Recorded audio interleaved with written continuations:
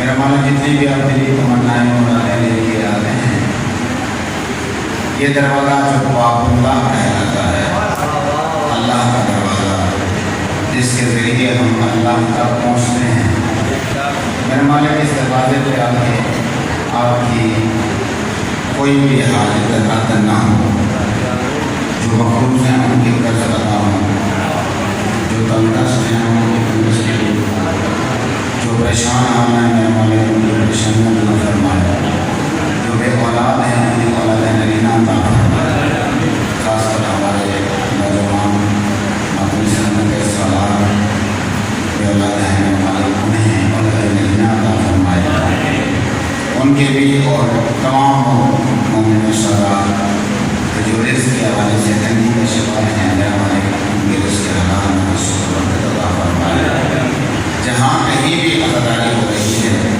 میرا مالک تمام عزاداروں کو، پڑھنے والوں کو، علماء کو، ذاکرین کو، خطباء کو اپنی حفظ میں رکھے، اسلام دشمن طاقتوں کو، شیعہ دشمن طاقتوں کو نصف نابود فرمائے، میرا مالک ہمارے گناہوں کی وجہ سے ہماری دعا کو راضی نہ فرمائے، میرا مالک ہمارے وہ گناہ جو دعا میں ہیں رکاوٹ ہوتے ہیں، دعا کی قبولیت میں رکاوٹ ہوتے ہیں، میرا مالک معاف فرمائے، اپنی بارگاہ میں ہمارے اس قریب سی عبادت کو، قریب سی کوشش کو شرف خیریت عطا فرمائے، صلوات پر محمد وآل محمد۔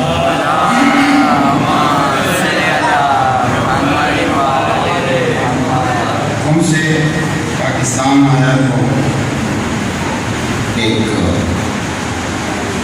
اپنی ہر مومن کے اندر ایک اثردار ہوتا ہے، عادت تھی عام طور پر صبح کی نماز کے بعد مصلی پہ بیٹھ کے ہی تھوڑی دیر کے لیے، چونکہ الحمدللہ آپ کی دعاؤں سے میری 5ویں پشت جو ہے وہ علمائی سے بھی آ رہی ہے، تو جو بزرگوں سے بچپن سے لے کر جوانی تک سنتے تھے وہ ویسے بھی مسائل یاد ہوتے تھے، صبح کی نماز کے بعد عام طور پہ گھر والوں کو بٹھا کے والدہ والوں کے درجات بلند کریں، ان کی خواہش ہوتی تھی کہ تھوڑا سا مجھے مسائل سنیں، تو صبح بیٹھ کے اپنے انداز میں مصلی پر بیٹھ کے تھوڑا سا مسائل پڑھتا، ہمارے گھر میں آغاز ہی جو ہے وہ میرے سے ہوتا ہے، تو جو میرے قریب ہیں بہت زیادہ آبا ہوگا، انہوں نے کئی دفعہ اصرار کیا کہ آپ اسی انداز میں تھوڑا سا مسائل ہمیں بھی سنا دیں، میرے جو بزرگ دادا عالم دین ولی فضل احمد مرحوم وہ منع کرتے تھے کہ آپ ممبر پہ نہ پڑھا کریں پنجابی میں، ذاکری نہیں مجھے آپ سے چاہیے، مجھے آپ سے خطابت چاہیے، علم چاہیے، لیکن بہرحال گھر میں ایک عزادار جو ہے وہ کبھی بنتا نہیں ہے، ایک اپنا انداز تھا، یہاں بھی ہمارے کچھ سادات بزرگوں نے یہ عمل کیا ہے کہ تھوڑا سا مسائل ہمیں اسی انداز میں سنائیں، تو اگر آپ اجازت دیں تو میں پہلے تھوڑا سا ذکر مسائل اسی طرح ہوگی، عمل کی پیروی کرتے ہوئے سوال پڑھنے جائے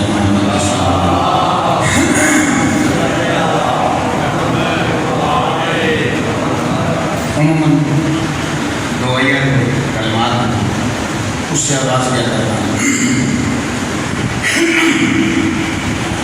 یا کاشف الکرب انوج الحسین اکشف کربنا وکرب جمیع المؤمنین بیک الحسین، بسم اللہ الرحمن الرحیم، الحمدللہ رب العالمین،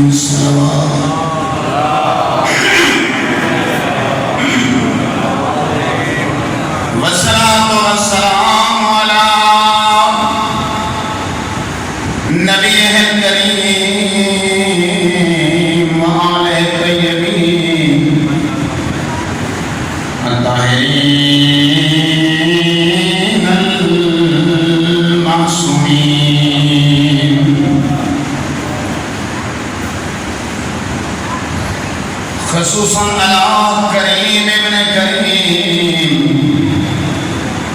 حسین ابن علی المقتول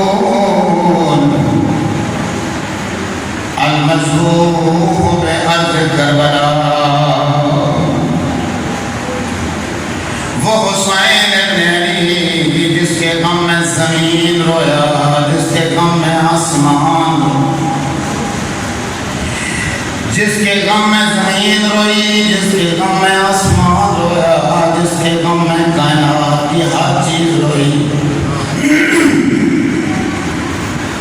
دوست بھی روئے، دشمن بھی روئے۔ ایک بڑا گہرا جملہ جو روایات میں ملتا ہے، عجیب و غریب جملہ ہے، پرانے سننے والے ازادار بیٹھے ہیں، بہتر سمجھیں گے اس بات کو۔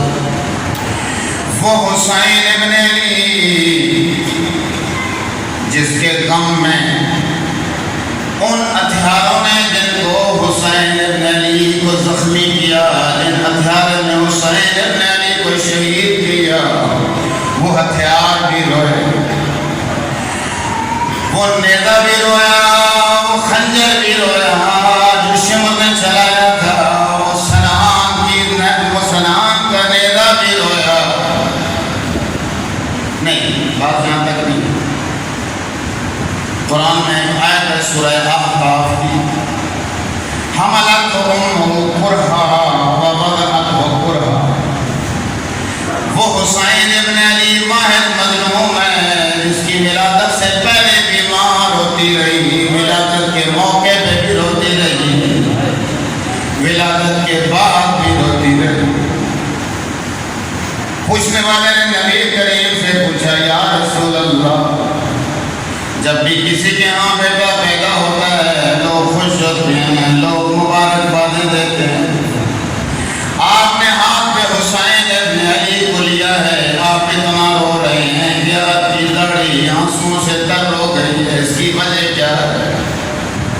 فرمایا ابھی مجھے جناب جبرائیل نے خبر دی ہے کہ میرا یہ نواسا کربلا کے میدان میں 3 دن کا پیاسا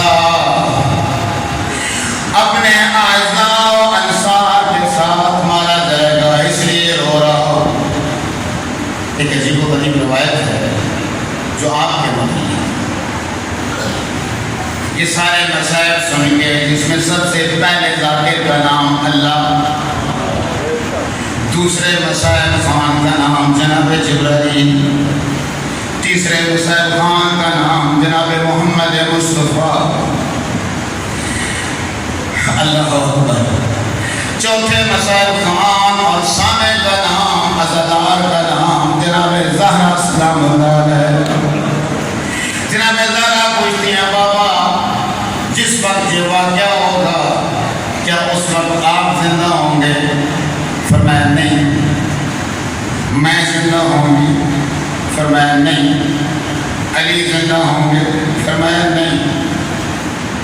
میرا بیٹا حسن زندہ ہوگا؟ فرمایا نہیں۔ تو میرے حسین ابن علی کے گریہ کون کرے گا؟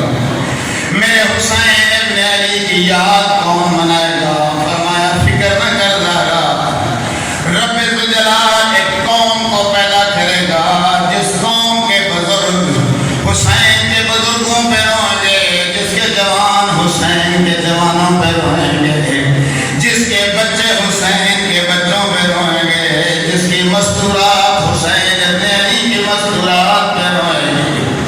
ایک مرتبہ جناب زہرا پریشان ہوئی، فرمایا بابا یہ مستورات کا بھی آپ نے نام لیا ہے، بابا کیا مستورات کا بھی کوئی حصہ ہے کربلا میں؟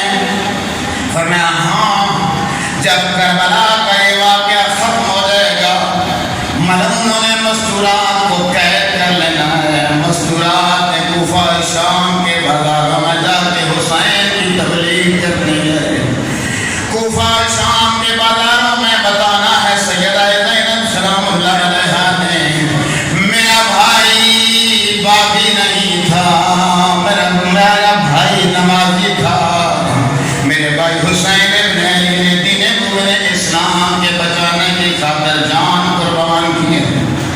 اللہ اکبر۔ 2 جملے آج کے حوالے سے۔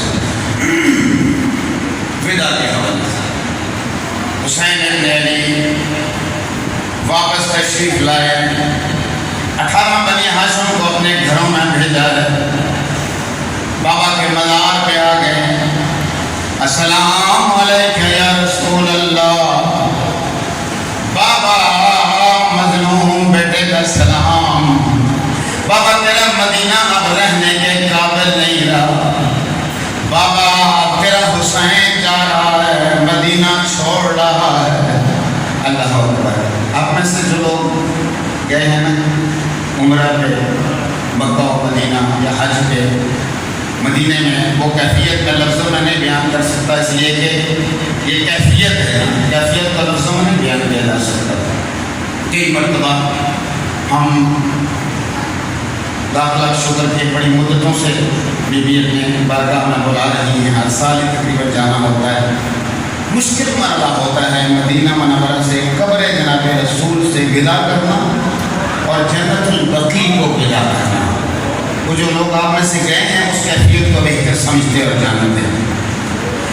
میرے اللہ، ہم جیسے گناہ گاروں اور بدکاروں اور سیاکاروں سے مدینہ کو چھوڑنا کتنا ناممکن ہوتا ہے، کتنا مشکل ہوتا ہے۔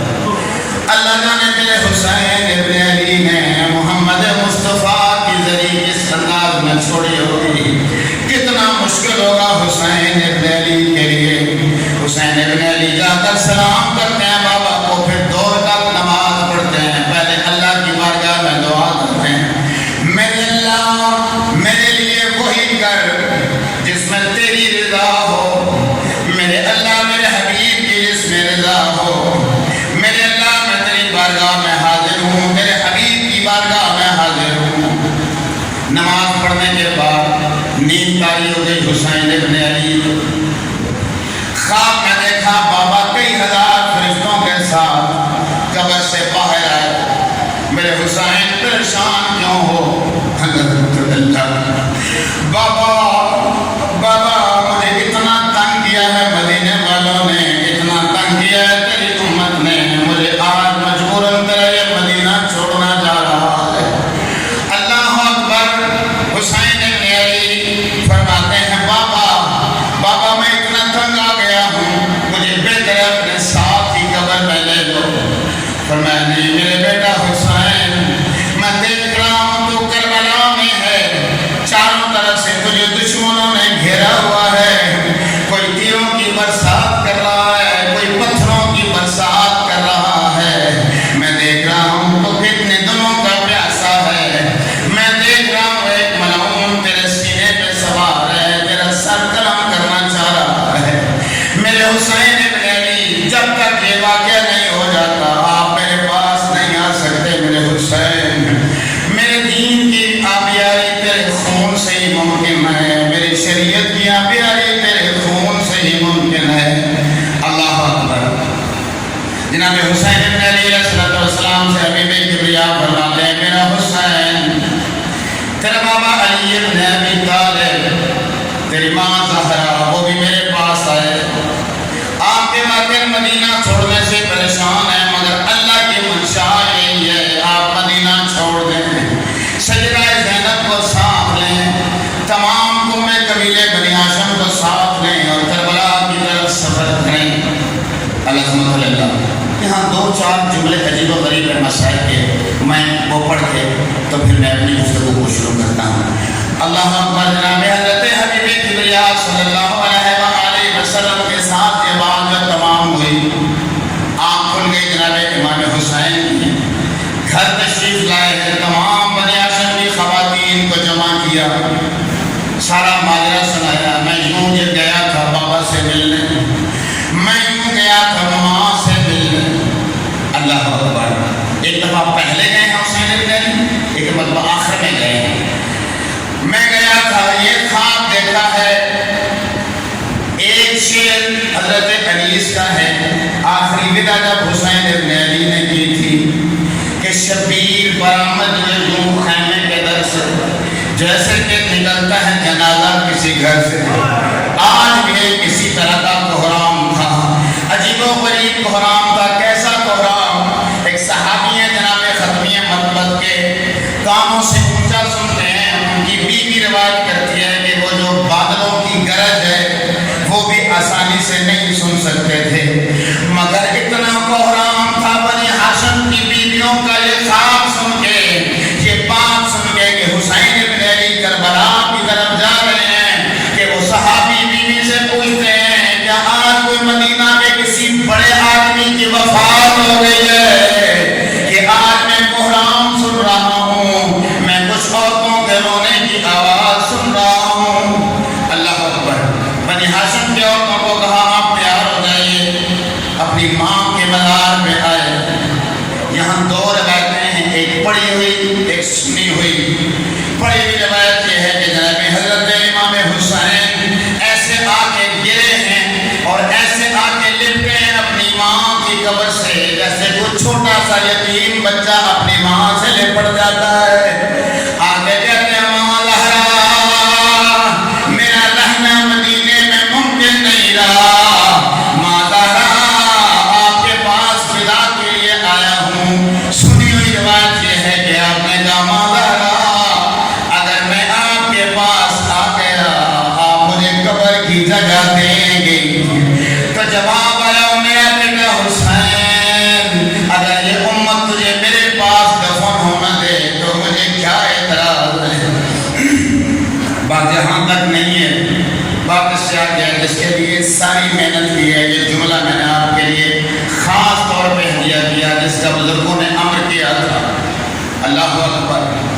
ایک دفعہ ودا کی تھی جناب حسین ابن علی نے اپنی ماں کی میت سے تدفین سے پہلے، جب علی ابن ابی طالب نے کہا تھا ہلو یا زینب و یا ام کلثوم، آؤ سیدہ زینب، آؤ ام کلثوم، آؤ حسین ابن علی، آؤ حسن ابن علی، اپنی ماں کا آخری دیدار کر لو گے، اس کے بعد قیامت والے دن ملاقات ہونی ہے۔ اس دن کیا ہوا تھا؟ سارے بچے آئے ملنے کے لیے جناب زہرا سلام اللہ علیہ کو، مگر حسین نہیں آئے تھے۔ حسین ابن علی دروازے میں کھڑے ہو گئے تھے، مخاطب کر کے کہا تھا میرا اور ماں کا رشتہ بڑا عجیب ہے، مجھ سے میرے ماں کا تعلق بڑا عجیب ہے، جب تک ماں خود نہیں بلائے گی حسین نہیں آئے گا۔ مجھے آپ کی عظمتوں اور محبتوں کی قسم ہے۔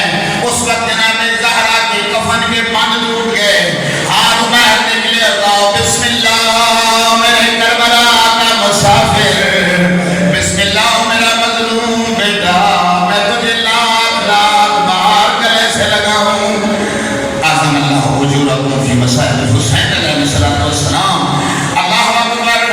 ایک مرتبہ وہ بیٹا تھا جب حسین ابن علی واپس جا رہے تھے تو جناب زہرا کی آواز آئی بیٹا حسین یاد رکھنا یہ ماں کا ادھار ہے، ماں نے بھی ملنے آنا ہے، اسی طرح ماں سے بھی ملو گے میرے حسین۔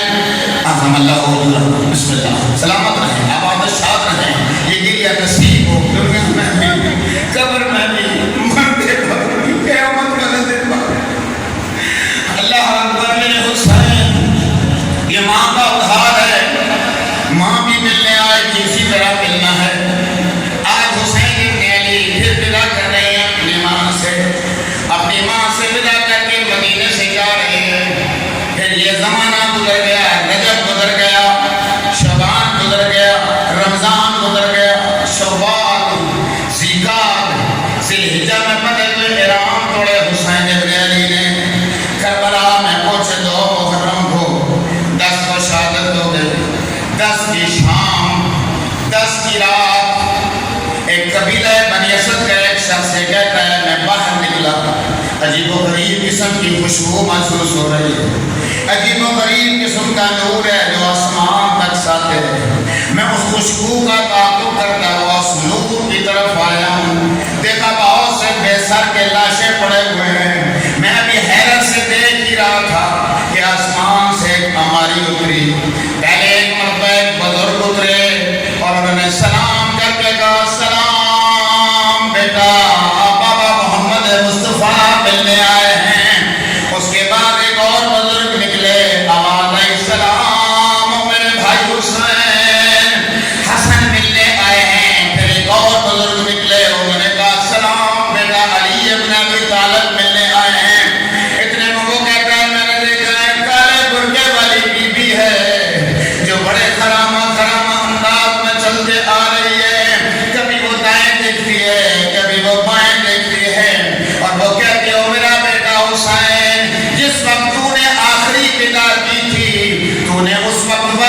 دیا تھا، میں نے تجھے کہا تھا ماں بھی ملنے آئے گی، آج ماں زہرا ملنے آئی ہے، اٹھو میرے حسین، اپنی ماں زہرا کا استقبال کرو۔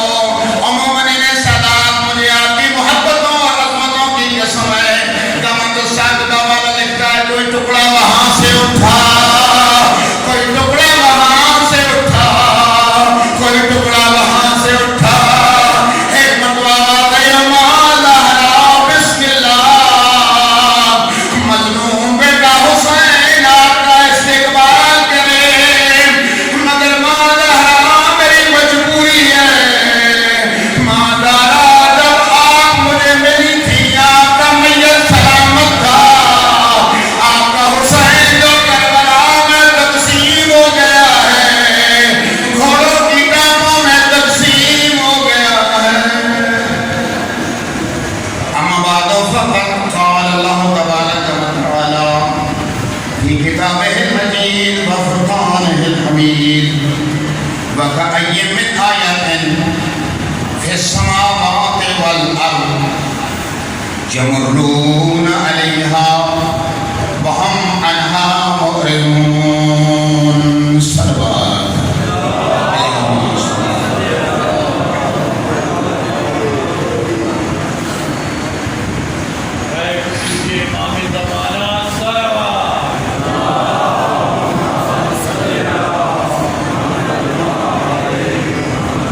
بارے دیگر بھی اپنی زبانوں کو ہاتھ ناموں سے معطر کرتے ہوئے صلوات۔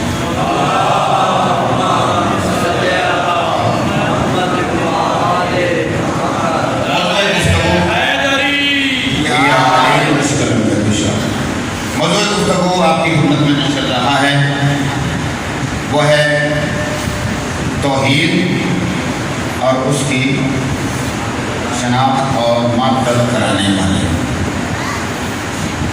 لفظی معنی میں نے آیت کا آپ کی خدمت میں عرض کیا تھا کہ آیت کا لفظی معنی ہے ہر وہ چیز کہ جو رب ذوالجلال کی معرفت کا سبب بنے، اسے اللہ قرآن مجید میں آیت کہتا ہے۔ یہ کتاب ہے میری محمد سے محمد تک، چہاردہ معصومین یعنی محمد مصطفیٰ سے مہدی تک صلی اللہ علیہ شریف، 14 معصومین کا قرآن میں تذکرہ۔ یہ میں نے آیات اکٹھی کر رہا ہوں، پہلی جلد آئی ایسی کہ جو صرف 14 معصومین انسان میں نازل ہوئی، مستند حوالوں کے ساتھ، تفاسیر کے ساتھ۔ اس میں جو میں نے آیات قرآن مجید سے جمع کیے، 14 آیات ایسی ہیں جن میں اللہ تعالیٰ نے لفظ آیت استعمال کرتے ہوئے ان 14 چیزوں کو آیت کہا ہے، اپنی پہچان کا ذریعہ کہا ہے، جو میں آپ کی خدمت میں عرض کر رہا ہوں۔ سب سے پہلے سورہ بقرہ کی آیت نمبر 248 ہے۔ اس میں حضرت موسیٰ کا وہ ایک تابوت خاص جسے تابوت سکینہ کے نام سے قرآن مجید یاد کرتا ہے، اس کو بھی اللہ تعالیٰ اپنی آیت کہتا ہے۔ اچھا یہ کیا ہے تابوت اور اس کی خوبی کیا تھی، یہ آج نے بیان کرنا۔ میں فی الحال آپ کو یہ 14 وہ چیزیں جن کو اللہ نے آیت کہا ہے وہ میں آپ کی خدمت میں پڑھ کے اپنے مدعا بتاتا ہوں۔ اسی طرح سورہ بقرہ کی آیت نمبر 259 میں حضرت عزیر اور آپ کی سواری، اس گدھے پہ آپ سوار تھے، اس زمانے میں گدھے خچر اور گھوڑے نہیں ہوتے تھے سواری، آج تک گاڑیاں ہوتی ہیں، تو وہ 100 سال تک موت دی رب الجلال نے پھر زندہ کیا، تو حضرت عزیر کو، حضرت عزیر کی سواری کو اور حضرت عزیر کے کھانے کو اللہ تعالیٰ آیت کہتا ہے کہ یہ بھی میری معرفت کا ایک ذریعہ ہے۔ سورہ آل عمران کی آیت نمبر 13 میں 2 لشکروں کو بالمقابل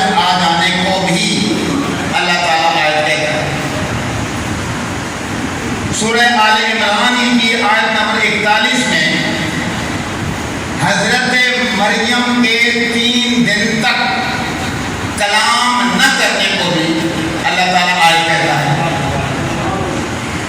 اسی طرح سورہ مائدہ کی آیت نمبر 114 میں آسمان سے جو دسترخوان اترا تھا، جسے مائدہ کے لفظ سے اللہ نے یاد کیا ہے، اس مائدہ کو بھی اللہ تعالیٰ اپنی آیت کہتا ہے۔ سورہ اعراف کی آیت نمبر 73، اس میں تذکرہ حضرت صالح اور آپ کی دعا سے معجزے سے پیدا ہونے والی اونٹنی اور اس کے بچے کا۔ اللہ تعالیٰ اس اونٹنی اور اس کے بچے کو بھی اپنی آیت کہتا ہے۔ آپ توجہ رکھیں گے میری بات کے ساتھ مسلسل، تو میں جہاں نتیجہ لگانا چاہتا ہوں تب آپ کو سمجھ میں آئے گا۔ درمیان میں رب ٹوٹ گیا نا تو بات سمجھ میں نہیں آئے گی۔ میں نے کیا کیا کہ حضرت صالح کی اونٹنی اور اس کا بچہ، اس کو بھی اللہ تعالیٰ کیا کہتا ہے؟ آیت کہتا ہے۔ اچھا، اس کے بعد سورہ یونس کی آیت نمبر 92 میں فرعون کا غرق ہو جانا، حضرت موسیٰ اور ان کے لشکر کا نکل جانا اور بچ جانا، فرعون کا غرق ہو جانا، پھر فرعون کی لاش کا بطور پل اب تک موجود رہنے کو بھی اللہ تعالیٰ آج کہتا ہے۔ آگے چلیں، سورہ اسراء کی آیت نمبر 12 میں قرآن دن اور رات کو، دن ہے پھر رات پڑ جاتا ہے، پھر دن آ جاتا ہے، پھر رات، یوں تقلب اللیل والنہار کو بھی اللہ تعالیٰ اپنی آیت کہتا ہے، اس کے ذریعے بھی میری پہچان کرو۔ سورہ مریم کی آیت نمبر 21، حضرت عیسیٰ کو بھی اللہ تعالیٰ کی ذات اپنی ایک ایسی سوال پڑھا کہ سونے والے جان ہیں۔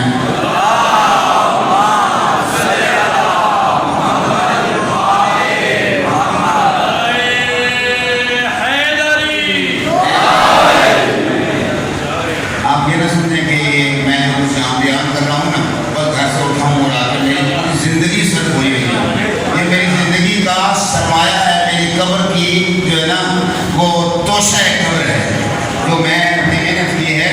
80 تفسیریں میرے پیش نظر تھیں، ایک ایک آیت میں پڑھتا تھا اور اس سے مواد لے کے میں نے محمد آل محمد کے فضائل آپ قرآن مجید سے اکٹھے کیے ہیں، اور پھر بڑی محنت کے ساتھ بڑے اپنے دل و دماغ کو حاضر رکھ کے تو یہاں آپ تک پہنچا رہے ہوتے ہیں۔ میں اتنی آسانی سے تو اپنے علم کا خون نہیں ہونے دوں گا، اس لیے جنہوں نے جن کو نیند آئی ہوئی ہو وہ بے شک گھر سو جائے کہ آپ سارے مجھے دیکھ رہے ہیں نا، میرے ایک چیز کو بعد میں مزے کہتے ہیں، انہیں تھوڑا ماما سے داری ڈگا سی مثلا ہے جی، تھوڑا پسینہ زیادہ آ رہا ہے، سی اقبال آ رہا ہے سینہ، آپ میں سے ہر شخص سے مجھے دیکھ رہا ہے نا، میرے ایک چیز کو نوٹ کر رہا ہوتا ہے۔ ہماری مومنین کرام کو میں نے دیکھا ہے ہمارے ناخن تک کو نوٹ کر رہے ہوتے ہیں کہ وہ سب تھوڑے ناخن زیادہ لگتے ہیں کہ نہیں، اور سب تھوڑی آنکھیں بھی ہے کہ نہیں۔ جس طرح آپ کی ایک ایک چیز پہ نظر ہے نا میری چیز پہ، اس طرح میرے بھی ہر سامنے کی ایک ایک بات پہ ایک ایک حرکت پہ نظر ہوتی ہے، لہذا میں اور سب کچھ کر لیں، آپ مجھے چپ کر کے بیٹھے، کوئی میرے لیے مسئلہ نہیں، آپ بے شک مجھے داد نہ دیں میرے لیے کوئی مسئلہ نہیں، آپ نعرہ نہ ماریں میرے لیے کوئی مسئلہ نہیں، آپ اپنا ہی نقصان کریں گے، اس عبادت سے محروم ہو جائیں گے، لیکن جب آپ سو جائیں گے تو پھر بات نہیں کروں گا، اس لیے کہ میں آپ میں سے بیشتر لوگ وہ ہیں جن کو میں ناموں سے جانتا ہوں، اور آپ سب بزرگوں سے مجھے عقیدت اور محبت ہے، اور مجھے اللہ نے توفیق عطا کی ہے، پھر یہ نہ ہو کہ کسی آپ کو نام ہو سکتا ہے زیادہ نام نہیں سی لڑا نمبر دے سلوات محمد آل محمد۔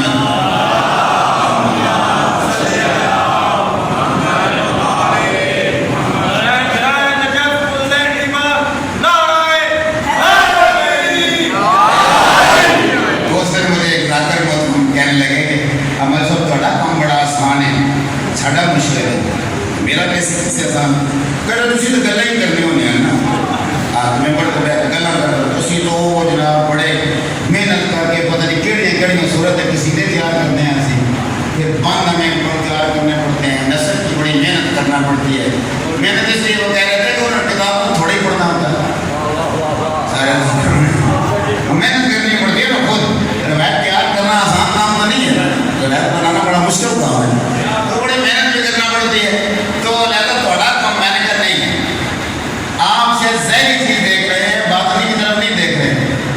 یہاں اس امامے کی کچھ ذمہ داری ہے. ہر بات یہاں ایسے ہی ہوا میں نہیں کی جا سکتی. یہاں سے جو کچھ بھی ڈیلیور ہو رہا ہوتا ہے ریکارڈنگ بھی ہو رہی ہے نا جی. ویسے بھی ریکارڈنگ ہو رہی ہوتی ہے. ہمارے بچے جو ہیں وہ موبائل میں بھی ریکارڈنگ کر رہے ہوتے ہیں، کیمروں میں بھی ریکارڈنگ ہو رہی ہوتی ہے. تو ایک بعد میں ہمارے اور میرے بہت سارے پروگرام ٹی وی پہ آتے رہتے ہیں، اور ایسی کوئی روایت جو ذرا سی بھی اس میں غیر ذمہ داری کا مظاہرہ کیا جائے وہ آپ کے مذہب اور مکتب کو بدنام کر سکتی ہے. تو یہ ایک چیز روایت ہی نہیں تھی، یہ آیت انہوں نے غلط پڑھی ہے، اس کی تفسیر ہی نہیں تھی. تو لہٰذا اے کم زیادہ ذمہ داری ہے، اے زیادہ کم مشکل ہے، وہ اتنا مشکل نہیں. صلوات اور محمد علیہ محمد.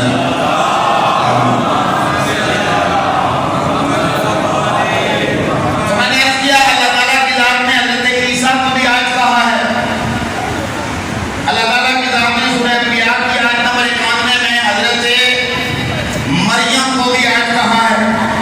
ہم نے بنجر زمین کو سورہ یاسین کی آیت نمبر 33 میں بنجر زمین کو بھی، پہلے بنجر تھی، بعد میں پھر اللہ تعالیٰ نے اس کو آباد کیا بارش کے ذریعے بھی، اس کو بھی اللہ تعالیٰ نے اپنی آیت کہا. اسی طرح سورہ یاسین کی آیت نمبر 41 میں کشتیاں جو چل رہی ہیں سمندروں میں ان کو بھی اپنی آیت کہا. ایک سلام پڑھ لیجیے علی محمد کی شان میں.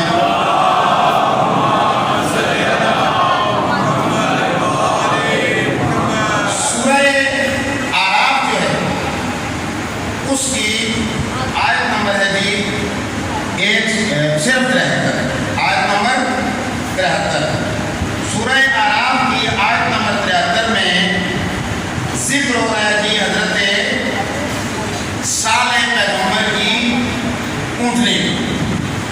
اچھا، حضرت صالح پیغمبر کی اونٹنی کا کیا تذکرہ تھا؟ ذرا ایک لفظ کی طرف توجہ کیجیے گا تاکہ میں نتیجے تک پہنچ سکوں اور آپ کو بھی پہنچا سکوں. بسم اللہ الرحمن الرحیم. قد جاءتکم بینۃ من ربکم ھذہ ناقۃ اللہ لکم آیہ فذروها تاکل فی ارض اللہ ولا تمسوها بسوء فیأخذکم عذاب علیم. حضرت صالح پیغمبر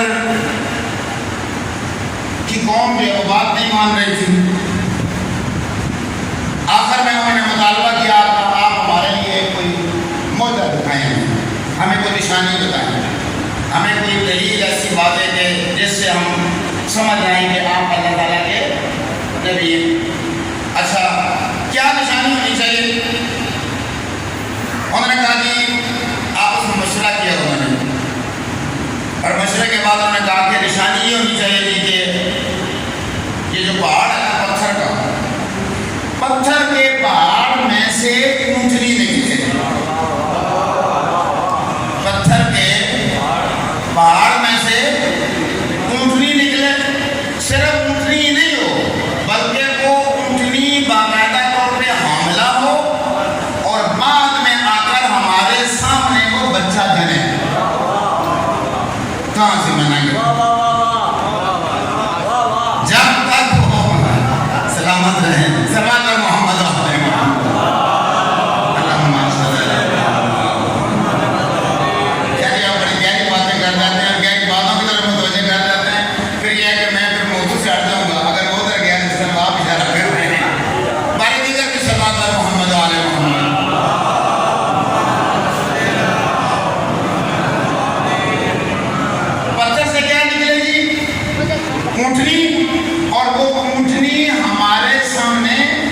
بچہ یعنی تب مانیں گے. اچھا، آگے حضرت صالح نے دعا مانگی. اس پہاڑی کے دامن میں وہ لوگ بھی ساتھ آئے. انہوں نے پکا وعدہ تحریر لکھی کہ اگر واقعی اس طرح کی اونٹنی نکل آئی ہم آپ پہ ایمان لے آئیں. حضرت صالح پیغمبر نے دعا مانگی. آہستہ آہستہ پہاڑ جو ہے وہ پھٹنا شروع ہوا اور سب سے پہلے اس اونٹنی کا منہ باہر نکلا. پھر اس کا باقی جسہ باہر نکلا اور پھر پوری اونٹنی باہر نکل آئی. لوگوں نے دیکھا کہ واقعی حاملہ بھی تھی جس نے کچھ عرصے کے بعد بچہ بھی جنا. اچھا قرآن مجید کہتا ہے کہ ایمان تو لائے وہ لوگ لیکن سارے ایمان نہیں لائے. کچھ سردار ہوگا اور کچھ لوگ جنہوں نے اس پہ سے دستخط کیے تھے سب نے نہیں, کچھ جو ہے وہ ایمان لیا. اچھا اب اونٹنی جو ہے اس کا قصہ قرآن مجید نے جو بیان کیا ہے, جس کو اللہ کہہ رہا ہے وہ اونٹنی جب پیدا ہوئی اللہ تعالیٰ کے حکم سے, مجھے یہ بتائیں کہ کیا وہ اونٹنی کسی اور اونٹنی کے بطن سے جنی تھی؟ جی اچھا صرف یہ اونٹنی نہیں ہے. ایک سوال ہے, روم سے ایک بندہ آیا تھا اور اس نے مولا کائنات سے پوچھا تھا مولا وہ چیزیں بتائیں جو ماں کے پیٹ سے پیدا نہیں ہوئی. تو 7 چیزیں آپ نے بتائی تھیں جو ماں کے پیٹ سے پیدا. ایک وہ دمبا جو حضرت اسماعیل کی جگہ پہ ذبح ہو گیا تھا, ماں کے پیٹ سے پیدا نہیں ہوا. خود حضرت آدم و حضرت حوا ماں کے پیٹ سے پیدا نہیں ہوئے. حضرت موسیٰ جب وہ عصا جو ہے وہ پھینکتے تھے اور وہ کیا بن جاتا تھا, عجاب بن جاتا تھا, وہ ماں کے پیٹ سے پیدا نہیں ہوا. اسی طرح معصوم نے فرمایا یہ ناکا جو ماں کے پیٹ سے پیدا نہیں ہوئی. یہاں ایک اشارہ میں بات کروں گا, سمجھ میں آ گئی تو میرا مقدر, نہ سمجھ میں آئی تو آپ کا مقدر. بات کو کھولتا نہیں تو پھر بندہ موضوع سے ہٹ جاتا ہے اور ٹائم بڑی جلدی تیزی سے جا رہا ہے. میں بڑی تیزی سے کسی مقصد مدعا تک آپ کو پہنچانا چاہ رہا ہوں. اچھا یہ 7 چیزیں جو ہیں یہ وہ ہیں جو ماں کے پیٹ سے پیدا نہیں ہوئی. ایک اور آیت پڑھتا ہوں تاکہ بات بالکل واضح ہو جائے. باتیں مساقت بڑی گہری ہوتی ہیں اور انہیں سمجھانا بھی بڑا مشکل ہو جاتا ہے.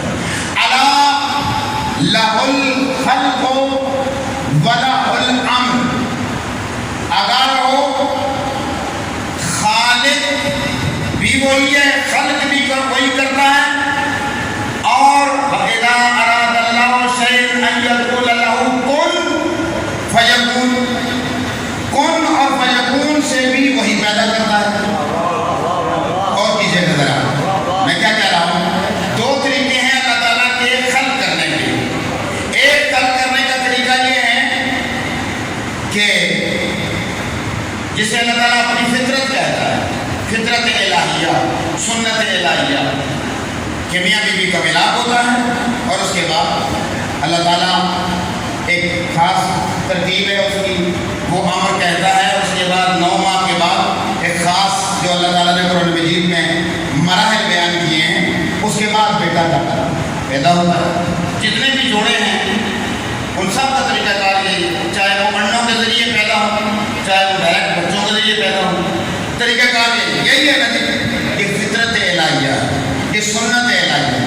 ایک اور بھی طریقہ یہ ہے اللہ تعالیٰ کا پیدا کرنے کا کسی چیز کو, وہ کون سا طریقہ ہے؟ اللہ نے کہا موسیٰ ڈال دے, اس عصا کو ڈال دے, اس عصا کو ڈال. اب عصا ڈالا, اللہ نے کہا کن حیۃ, تو اژدہا ہو جا, بن جا, اژدہا بن گیا. اللہ تعالیٰ نے کہا اونٹنی کو قد جاءتکم بینۃ من ربکم, تمہارے پاس رب ذوالجلال کی طرف سے بینہ آ گیا, واضح دلیل آ گئی. ہذہ ناقۃ اللہ, دیکھو یہ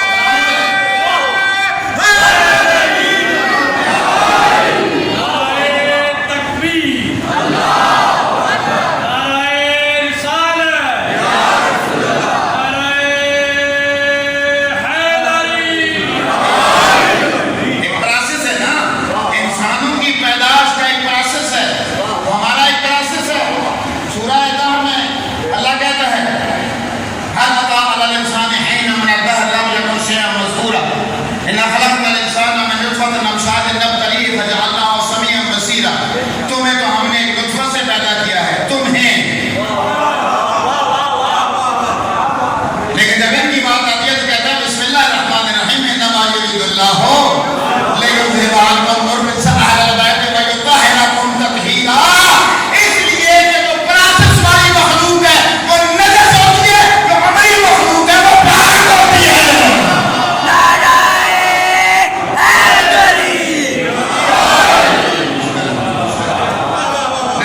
سمجھ آئی صحیح؟ دیکھیں پہنچا دیا آپ کو، تھوڑا سا میرے ساتھ اور آگے چلیں۔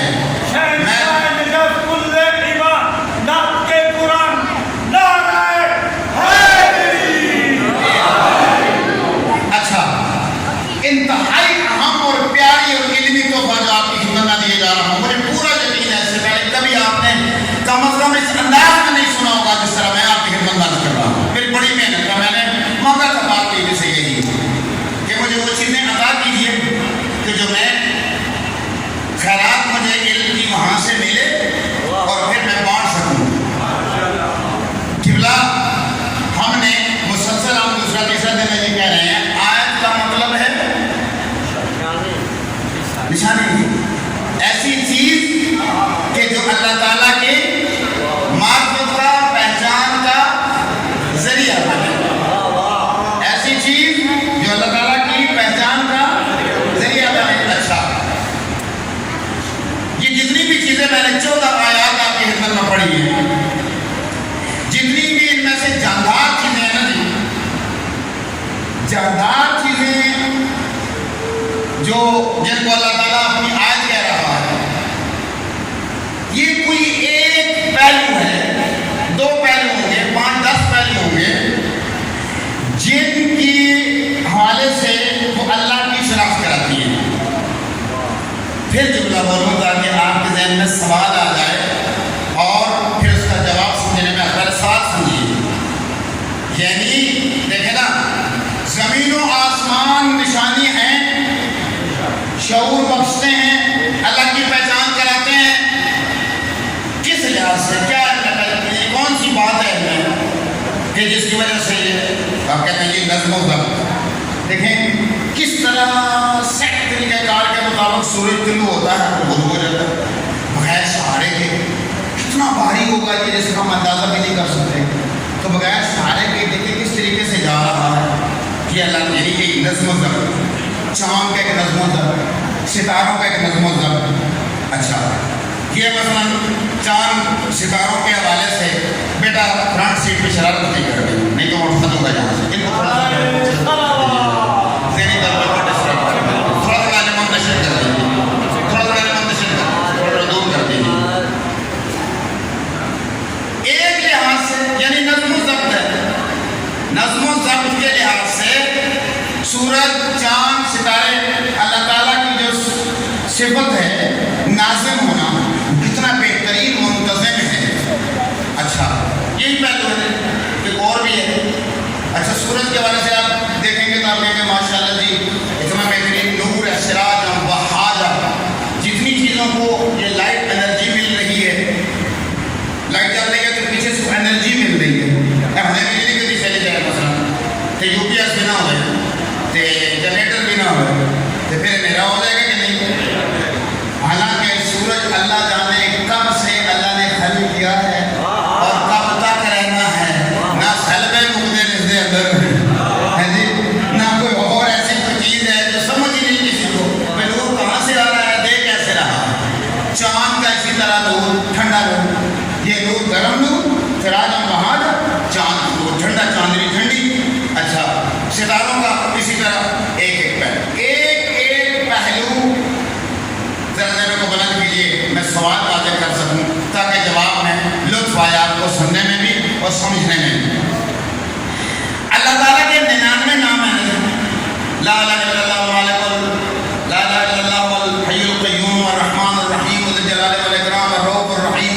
تو میں قرآن مجید سے پہلے وہ 99 نام لکھے ہوتے ہیں۔ اچھا، ان 99 ناموں کو اگر ہم نے شناخت کرنا ہے، پہچاننا ہے، خالق کے لحاظ سے سورج کو دیکھ لیں گے، ناظم کے لحاظ سے چاند کو دیکھ لیں گے، ستاروں کو دیکھ لیں گے، ہم کتنی باریک سے باریک چیز کا بھی وہ خالق ہے، چھوٹی کو دیکھ لیں گے، ہم بڑی سے بڑی چیز کا زیرو، بڑی سے بڑی چیز کا خالق ہے. ہاتھی کو دیکھ لیں گے، ایک ایک پہلو پر کوئی نہ کوئی چیز اللہ تعالیٰ کی شناخت کا سبب بن رہی ہے. مگر ہم نے دیکھنا ہو کہ وہ غفار کیسا ہے، ہم نے دیکھنا ہو وہ قہار کیسا ہے، ہم نے دیکھنا ہو وہ جبار کیسا ہے، ہم نے دیکھنا ہو کہ وہ حلیم، اس میں مادہ برداشت کتنا ہے.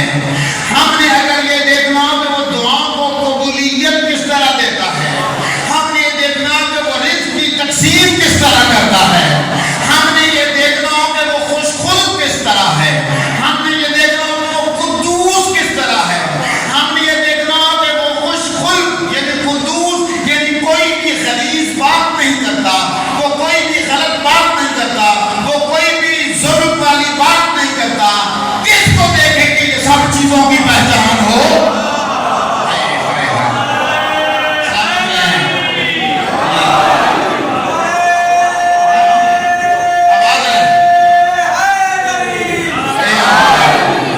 مجھے آپ کی عظمتوں کو اور محبتوں کی قسم ہے، مسجد نبوی تھی، محمد مصطفیٰ تشریف فرما تھے، صحابہ کرام کے مجمع میں آپ نے یہی کہا اللہ کی شناخت کرو، دیکھ کے زمینوں کو آسمانوں کو اللہ کی شناخت کرو، دیکھ کے اس کی مخلوقات کو اللہ تعالیٰ کی شناخت کرو. یہ چیز دیکھ کے وہ چیز دیکھ کے پوچھنے والے صحابی نے پوچھا یا رسول اللہ کہ ساریاں گلاں تے ہے سمجھ آ گئی مگر اہم گلاں میں ہن کتنا انہاں اگر سمجھا جائے تے کس طرح سمجھا جائے. فرمایا گھبراؤ نہیں، میں اپنے بعد ایک تو میں خود محمد مصطفیٰ میں اپنے پاک بارہ چھوڑے جا رہا ہوں، ان کو دیکھتے جاؤ، اس کی پہچان کرتے جاؤ.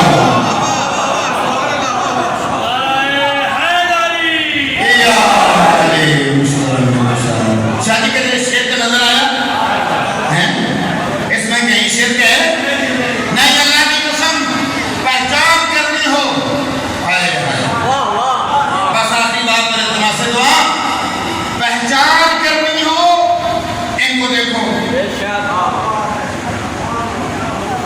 دیکھنا بڑا پیارا ایک جملہ ایک خطیب فرما رہے تھے، کربلا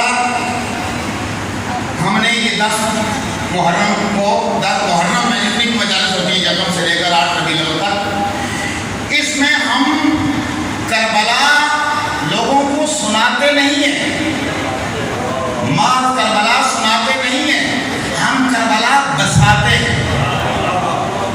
لیکن کربلا سننے کو مدد کے ساتھ اگر آپ کے طبع نازک میں ناگوار نہ گزرے تو سنی تو کربلا میں جو لشکر یزید تھا انہوں نے بھی دیکھی بھی تھی نا. ماں سننی نہیں کربلا، ماں دیکھنی نہیں کربلا. کربلا یہاں پہ بہت پیارا جملہ ان کا، خدا نے مدد کو سلامت رکھے، ان کا جملہ ہے. میں کسی کی جملے چوری نہیں کیا کرتا ہوں، کسی کا جملہ بیان کروں تو ان کے لیے دعا مانگ کے وہ جملہ بیان کیا کرتا ہوں، میرے حصے کی دعوت مجھے پھر بھی مل جاتی ہے. اللہ تعالیٰ نے کہا ہم یہ 10 دن اس لیے کربلا کی یاد سناتے ہیں تاکہ یہاں سے اٹھ کے اپنی زندگی میں اس کو بسایا جائے. کربلا اپنے معاشرے میں خود پہ گھر میں زمانے میں بسانے کا نام ہے. جس نے کربلا بسا لی نا اپنے اندر وہی فیض ہوا. خدا کی قسم یہ میرا جملہ نہیں ہے، مولا کائنات کا ہے. جب کسی جنگ صفین میں کسی آپ کے ساتھی نے کہا سبحان اللہ آج ہمارا فلاں اگر مومن موجود ہوتا تو بڑا خوش ہوتا، کب واقعہ اب اپنی زبان کہتے ہیں ریئلی ایسے ہی ہے. تو آپ نے کہا ہاں بالکل پورا یقین ہے مجھے. تو آپ نے فرمایا ہوتا کیا وہ ہے، ہوتا کیا وہ ہے، موجود ہے، ہمارے ساتھ موجود ہے. اللہ اس کی روح ہمارے ساتھ موجود ہے، وہ خوش ہو رہا ہے ہماری عصمت کو دیکھ کے. اللہ اکبر. ان کو دیکھتے جاؤ، پہچان کرتے جاؤ اللہ کی. بس آخری بات عرض کروں آپ کی ہمت میں، کربلا کیسے بسانی ہے. 2 محرم کو پڑھاؤ ہے نا کربلا میں، آج کے حوالے سے جو پیغام ہے 2 محرم کو پڑھاؤ ہے کربلا میں.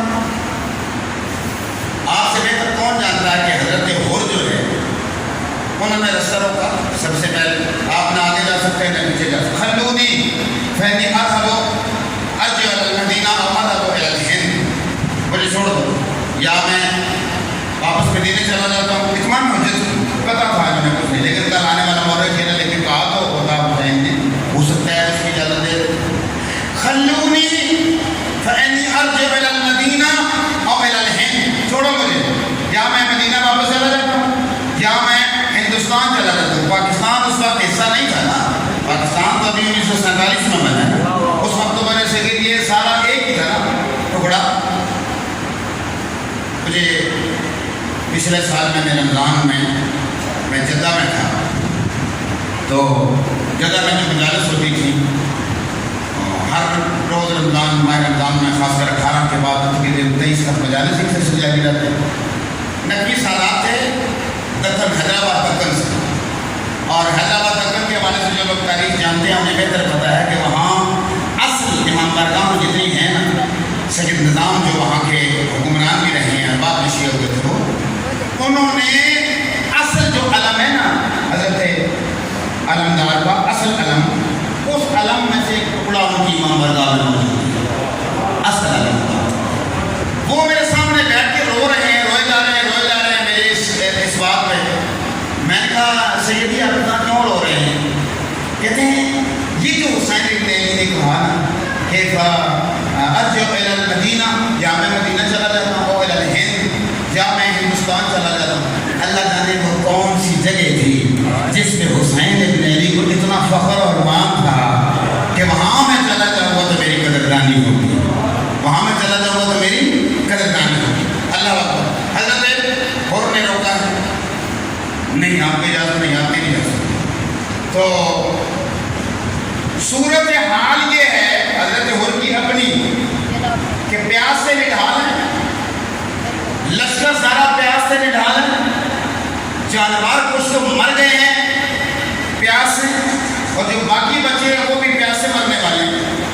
جہاں بھی حسین ابن علی علیہ السلام اگر چاہتے ان کو پانی نہ مجھے آپ کی محبتوں کی قسم ہے, مورخین نے تاریخوں میں یہ لکھا ہے کہ اگر آج حضرت امام حسین حضرت حر کے لشکر کو اور ان کے جانوروں کو گھوڑوں کو پانی نہ پلاتے تو اتنا ذخیرہ تھا حسین ابن علی کے پاس کہ 7 محرم کو اگر پانی بند بھی ہو گیا تھا تو 10 محرم تک پھر کوئی مسئلہ نہیں تھا. کتنے لجپال ہیں, کتنا لجپال ہے یہ گھرانہ. سب سے پہلے حضرت حر کو پلایا, اس کے بعد باقی لشکریوں کو پلایا, اس کے بعد آپ نے فرمایا کہ گھوڑوں کے آگے یہ برتن رکھو.